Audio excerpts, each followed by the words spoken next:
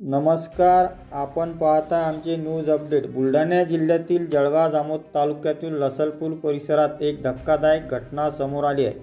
राजुरा लघु प्रकल्पाजवळ एका अज्ञात महिलेचा मृतदेह संशयास्पद अवस्थेत आढळून आल्याने परिसरात मोठी खळबळ उडाली आहे।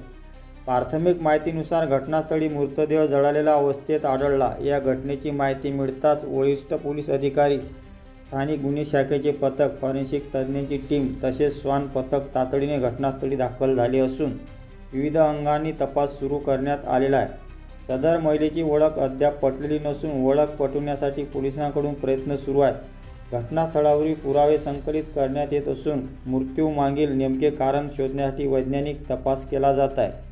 या प्रकरणाबाबत सोशल मीडियावर विविध चर्चा सुरू असल्याच्या तरी पोलीस प्रशासनाकडून कोणत्याही अफवावर विश्वास न ठेवण्याचे आवाहन करण्यात आले आहे।